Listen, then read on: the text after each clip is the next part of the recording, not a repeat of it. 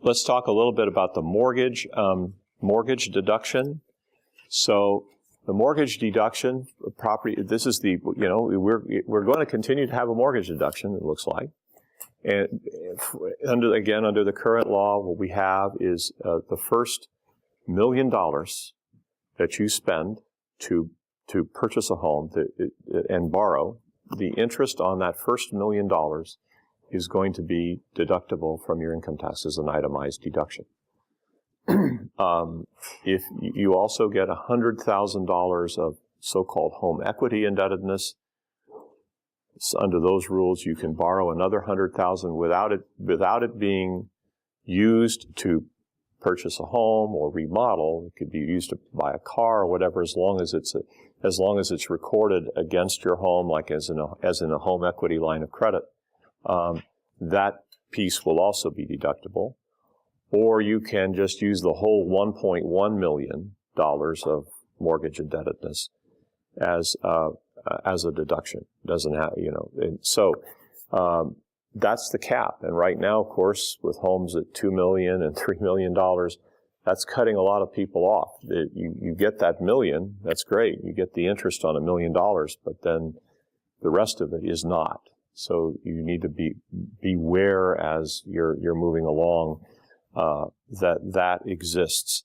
Congress, at least the House of Representatives, is trying to reduce that $1 million down to $500,000, but that's not law yet, and the Senate is not going along with that at this time. The last piece that I want to comment on before I get into some mechanics is this right here, this little equation here. I'm going to write. If you know what your rent is, if you're a renter right now, and you divide that number by 1 minus, I'll put a little Greek letter here instead of it, so that it feels more scholarly. The tau there stands for your combined marginal tax rate. So it is the highest rate of the progressive rates that you're paying. So if, let's say, you're in the 25% bracket for federal purposes, and you also are in the 9% bracket for state purposes, congratulations, that's 0.34. Your tau there is 0.34. So if we take your rent and divide it by 1 minus, let's say we're that 0.34, well, why don't we just do it? Let's say we're paying $3,300 in rent, and our tau there is 0.34. So we're dividing by 0.66. So do we come up with a number like $5,000?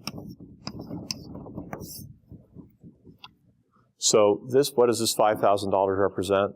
This represents an expenditure that if you were able to take a tax deduction on this $5,000, it would be the equivalent of this $3,300.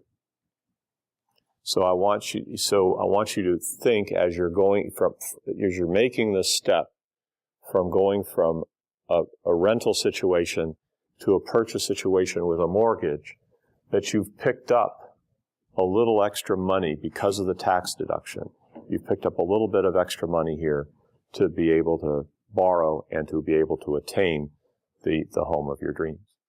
So just remember this little neat formula.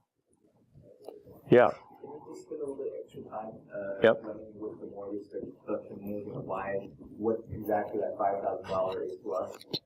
Is that where we can take a monthly mortgage of $5,000 that's going to be equivalent to paying $3,300?